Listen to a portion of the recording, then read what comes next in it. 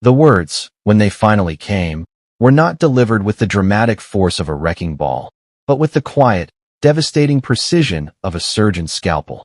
She did not raise her voice. She did not weep. She simply looked at a fixed point on the wall just over my left shoulder, a space of empty air, and made her pronouncement. "Lucas," she began, her voice a placid, rehearsed monotone. "I think I need freedom." Freedom. Asterisk the word was an alien sound in the familiar ecosystem of our living room. It struck me with the percussive force of a physical blow, a slap that left a ringing silence in its wake. This room, our room, was a living museum of our shared history. Over there, by the fireplace, was where we had collapsed in laughter over a spectacularly bad horror movie on our third date. The worn patch on the rug was where our daughter, Sophie, had taken her first determined, wobbly crawl. The entire space had, on more than one occasion, been transformed by our son, Ethan, into an elaborate fortress of pillows and blankets, a kingdom he ruled with a plastic sword and an iron will. And now, Emma was standing in the middle of this sacred ground, reducing our decade-long narrative to a vague, self-indulgent monologue about finding herself. What does that even mean? The question tore from my throat, harsher and more jagged than I intended. She hesitated, her gaze skittering around the room, landing on everything but me. The lamp, the bookshelf, the framed photos of the very family she was attempting to conceptually dismantle. I feel trapped, Lucas. I love you. I do, but I feel like I'm missing something. I need space to figure out who I am, away from all of this. The air in the room grew thick, heavy, as if the oxygen were being systematically siphoned out. Missing something, I repeated, the words tasting like rust and ash in my mouth. Emma, we have a life. 10 years of a life. 2 children. You don't just wake up one morning and decide a piece of the puzzle is missing. What are you really trying to say? A flush of color crept up her neck, the first crack in her serene, detached facade. I don't know, okay? I don't know how to explain it. I just need the freedom to explore things. To figure out what I really want. Her vagueness was a physical irritant, an itching under my skin. Explore things? What are we talking about here, Emma? A pottery class? Are you saying you want to take up a new hobby? Or are you saying you want to see other people? Silence. A vast, damning, suffocating silence. It answered the question more eloquently than words ever could. Then, she finally looked at me, her eyes glossy with unshed tears but held in a gaze of defiant resolve. Maybe. I don't know. It was a sensation akin to being submerged in ice water. A sudden, violent shock that stole the breath from my lungs and sent a paralytic cold through my veins. My wife, the mother of my children, the architect of my life's floor plan. She was standing in our living room, proposing some kind of grotesque open marriage arrangement, a scenario where she could keep the comfort and security of our family as a home base, while she went on a spiritual walkabout that included other men. The anger, when it came, was a hot, cleansing fire. It burned away the shock and left a core of pure, incandescent rage. So, let me get this straight, I said, my voice trembling with the effort of control. You want the mortgage payments, the carpools, the built-in babysitting, the entire infrastructure of our marriage, but you want to opt out of the commitment clause? You want the benefits without the loyalty. Her lips pressed into a thin, hard line. That's not what I'm saying. Why do you always have to make things so black and white? Because it is black and white, Emma. I shot back, the last of my composure shattering. There is no gray area, infidelity. You are either committed to this family, to me, or you are not. You don't get to have it both ways. Her face crumpled. For a single, fleeting second, I saw a flicker of genuine guilt, a shadow of the woman I had married. But it was gone as quickly as it came, replaced by a rigid, defensive posture, her arms folded across her chest like a shield. You don't understand what it's like, she said, her voice now laced with the bitter tones of the martyr. To feel so suffocated. To feel like you've completely lost yourself. I stared at her, dumbfounded. The word was a profound, bewildering insult. Suffocated? Emma, I have spent the last 10 years trying to give you everything. We built this life, this home, these children, together, and you feel suffocated. The woman standing before me was a stranger, a changeling who had stolen the face of my wife.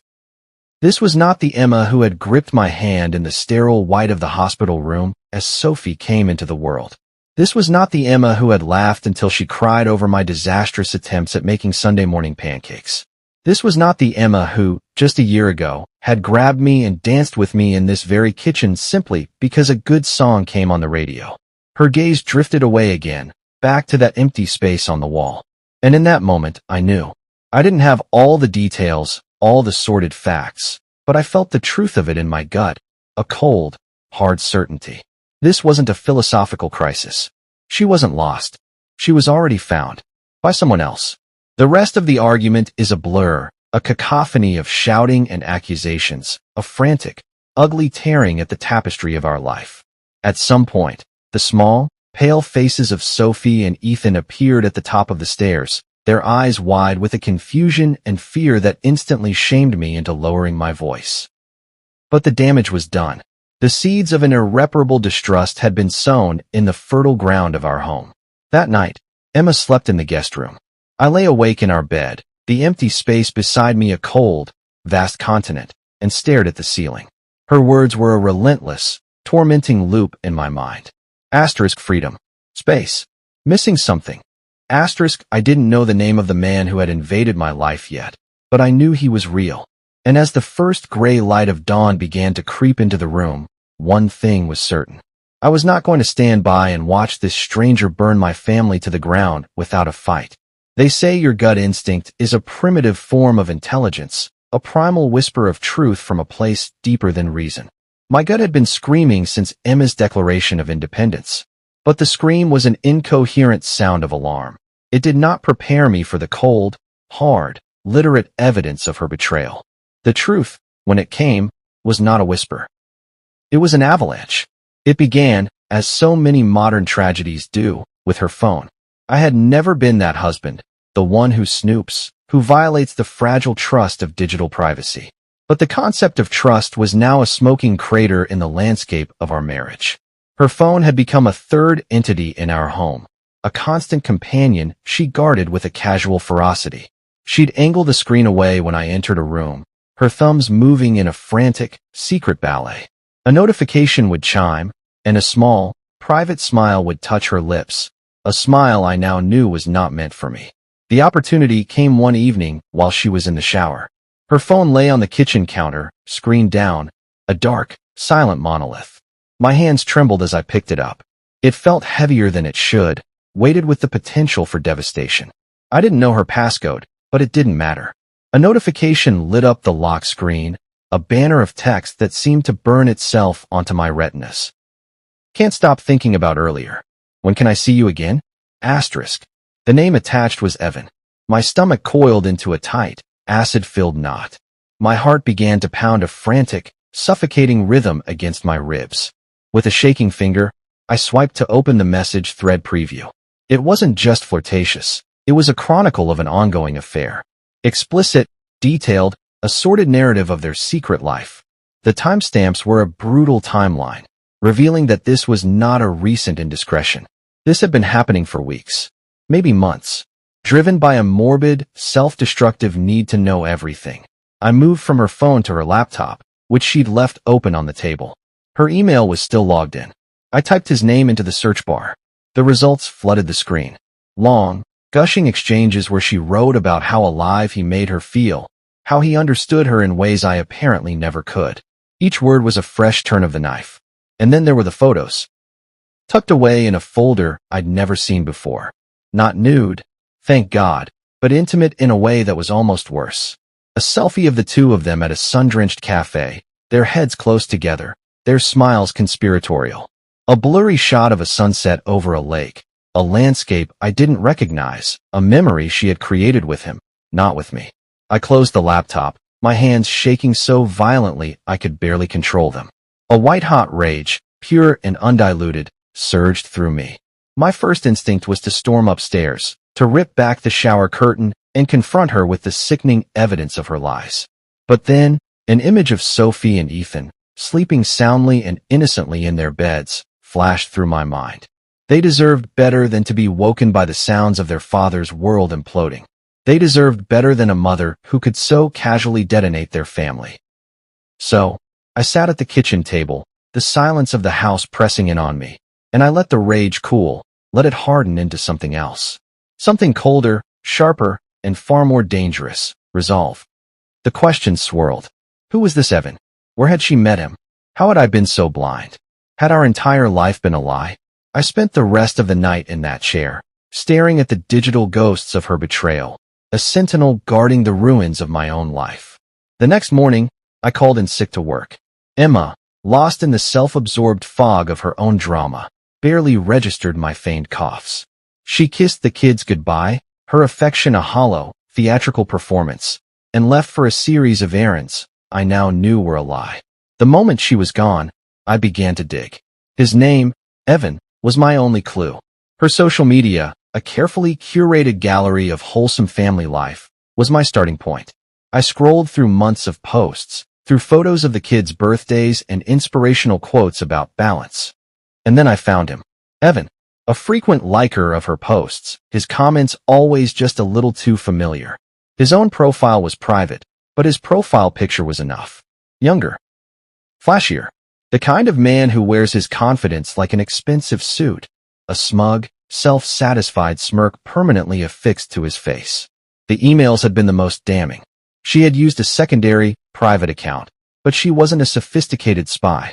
The password was a variation of our children's names, a detail so grotesquely ironic it made me want to be sick. The inbox was a treasure trove of deceit. Romantic dinners logged in her calendar as late work meetings. A weekend trip to a boutique hotel disguised as a wellness retreat with Lisa.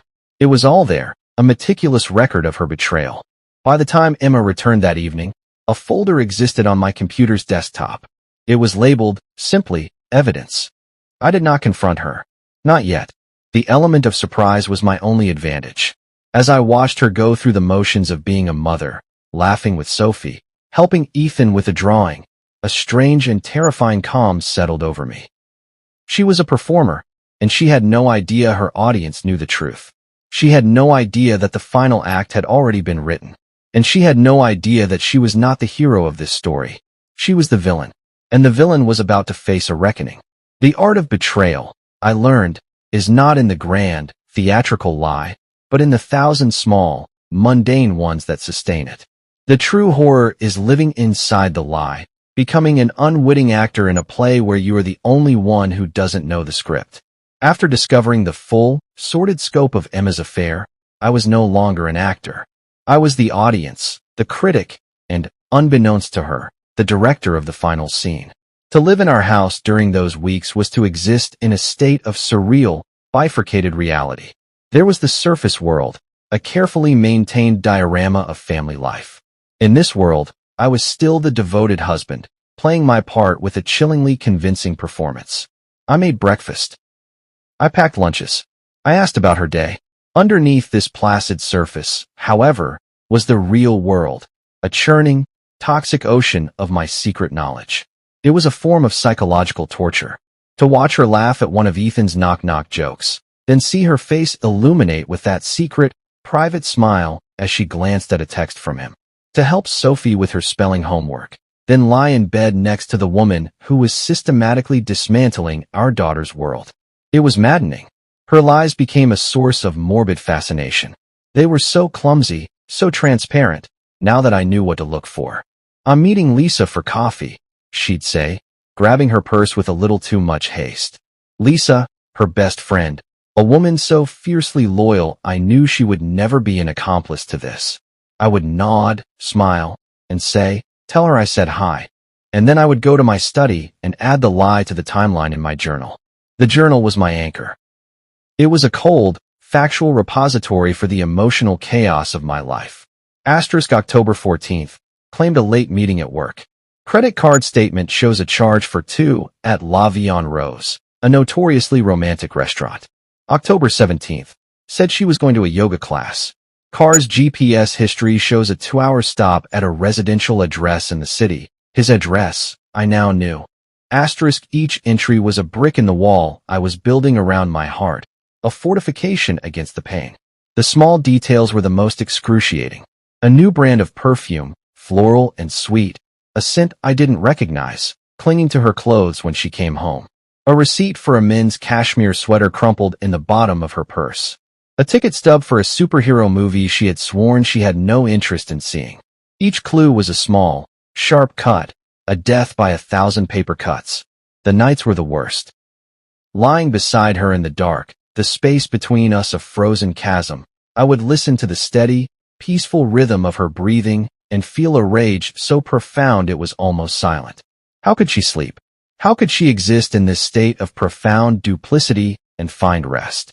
My own mind was a relentless cinema, playing a highlight reel of our life together, now re-edit and recontextualized through the lens of her betrayal. Every shared laugh, every tender moment, was now tainted, suspect. I maintained my composure through sheer force of will. It was a necessary facade. If I exploded, if I confronted her with the fury she so richly deserved, she would weaponize it. She would paint me as the volatile, unhinged husband, and herself as the misunderstood wife who was driven into the arms of another. My calm was my power. My silence was my strategy. A crack in my own facade appeared one evening. We were on the couch, a mindless sitcom flickering on the screen. Her phone buzzed on the coffee table. She glanced at it, and there it was, that smile. Small, secret, and meant for him. It was a physical blow.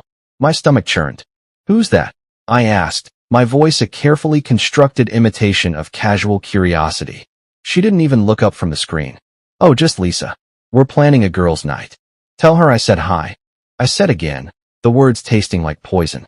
She nodded, her thumbs already flying across the screen, oblivious. Utterly, damnably oblivious. In that moment, the pain and the rage coalesced into something new. Purpose. I was no longer just a passive victim, a silent observer of my own destruction. I was the architect of her reckoning. She thought she was the one in control, the one deftly managing two separate lives. She had no idea that I saw everything. She had no idea that I wasn't just watching her play the game. I was changing the rules. There is a point in every siege where observation must give way to action. For weeks, I had been a ghost in my own home, a silent chronicler of my wife's treason. But a man can only watch his world burn for so long before he is compelled to either flee or fight back. I chose to fight, but my fight would not be a messy, emotional confrontation. It would be a quiet, devastatingly precise counteroffensive. The day I decided to follow her was the day the game changed. She left the house in a whirlwind of feigned purpose, claiming a series of mundane errands. But there was a lightness in her step, a giddy, anticipatory energy that was a stark contrast to her recent sullenness at home. It was the energy of a teenager sneaking out for a secret rendezvous. I had never tailed anyone in my life. The act felt sordid, the stuff of cheap detective novels. But the need for irrefutable, visual proof overrode any sense of propriety. I kept a safe distance, my heart a frantic drum against my ribs, a cocktail of adrenaline and dread coursing through my veins. She drove without a single glance in her rearview mirror, so consumed was she by her destination, so confident in my ignorance. She pulled into the parking lot of a chic, sun-drenched cafe in a part of town we never frequented. She got out of the car, her posture relaxed, her face glowing with an excitement that was a physical gut punch. This was not the tired, resentful woman who shared my dinner table. This was a different person entirely. I parked across the street, my hands gripping the steering wheel so hard my knuckles were white. Minutes later, a man approached her table. Him, Evan. Even from a distance, his smug charisma was palpable. He leaned in and kissed her cheek, a gesture of casual, unearned intimacy. The sight of them together was a fresh, visceral wound.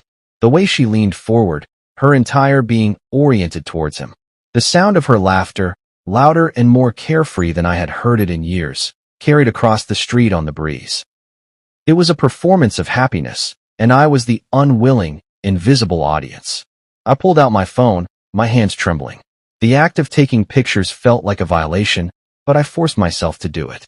Click, a shot of them smiling, their heads close together.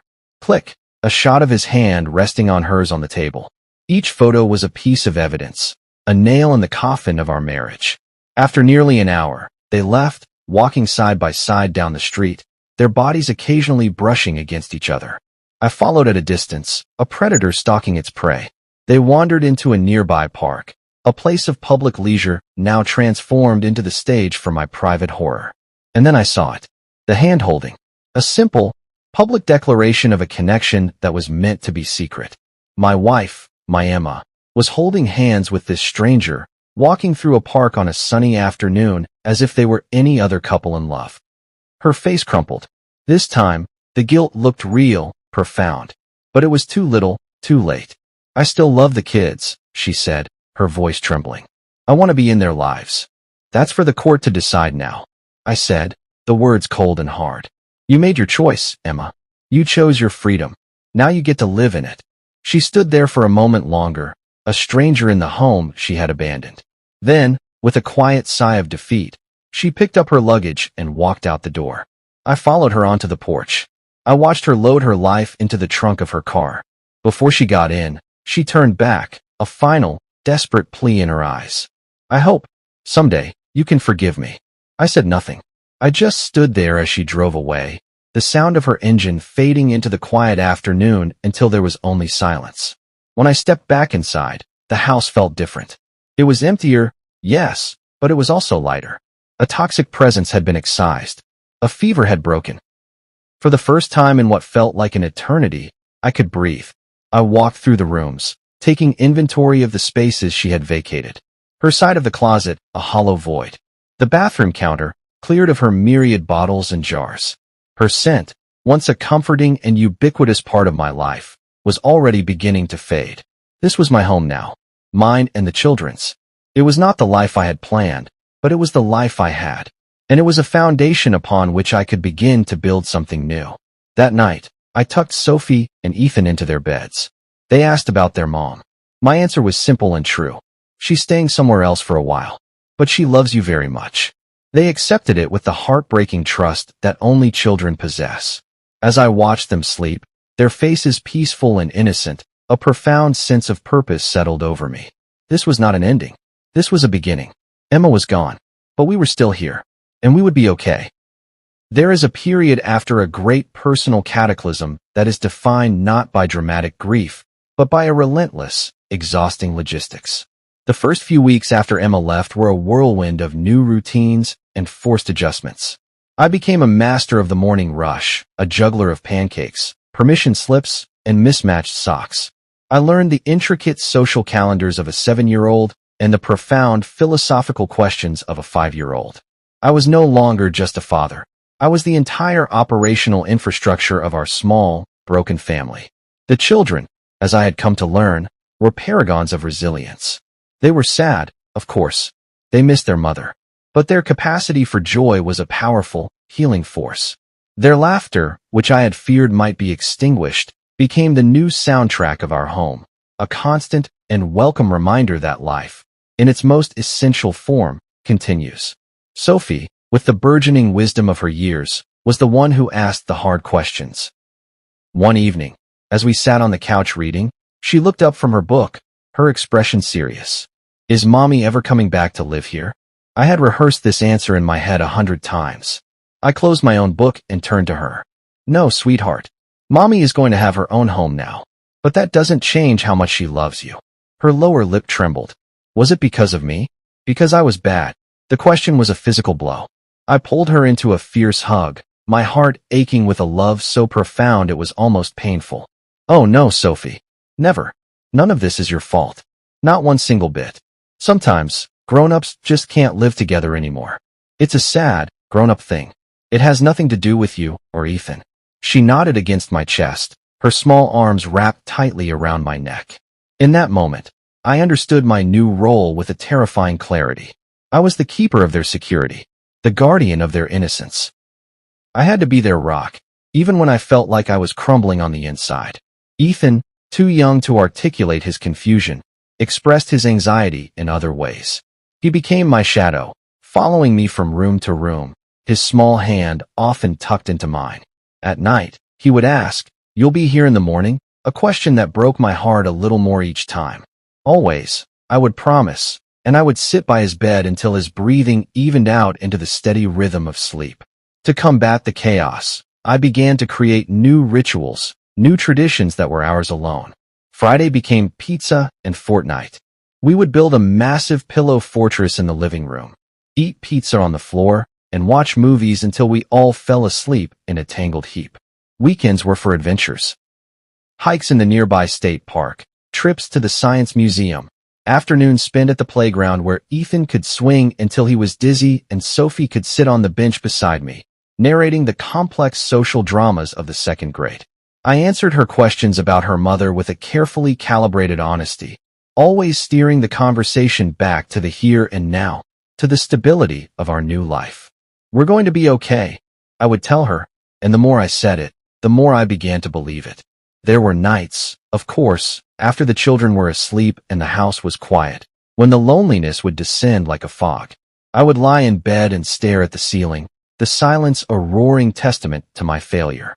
Was I enough for them? Could I fill the void their mother had left? The doubts were a pack of wolves, circling in the dark. But then morning would come, and with it, the sound of small feet pattering down the hallway. Ethan would crawl into my bed for a morning cuddle. Sophie would appear in the doorway, already dressed, asking what was for breakfast. And the wolves would retreat. The house began to change. The painful reminders of Emma's presence began to fade, replaced by the vibrant, chaotic evidence of our new life. Sophie's paintings covered the refrigerator.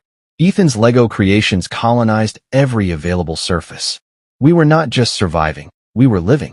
We were reclaiming the space, repopulating it with our own joy. One evening, as I was tucking him in, Ethan looked up at me, his eyes wide and serious. "You're a good daddy," he said, with the simple, profound conviction of a 5-year-old.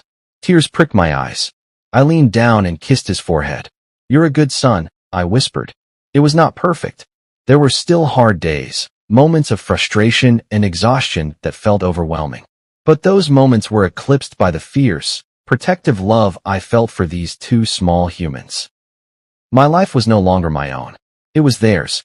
And in that surrender, I found a new, unexpected kind of freedom. There is a point after a great forest fire when the ground, still black and smoking, begins to show the first, tentative signs of new life. A single green shoot, impossibly fragile, pushing its way through the ash. My life after Emma had been a scorched earth landscape for so long that I had forgotten what new growth looked like. And then, I met Lily. She was not a dramatic, cinematic love interest. She was a quiet presence, a colleague I had known for years in that peripheral, office kitchen kind of way. She was kind, with a smile that seemed to emanate a genuine warmth. But I had never really seen her until after my world had been reduced to its essential components, my work and my children. It began with a simple act of empathy.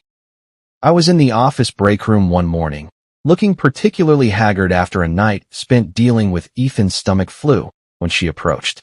"Rough morning?" she asked, her voice soft, her eyes filled with a concern that was entirely devoid of pity. I managed a weak smile. "You have no idea. Let's just say my son has a violent disagreement with Pepto-Bismol."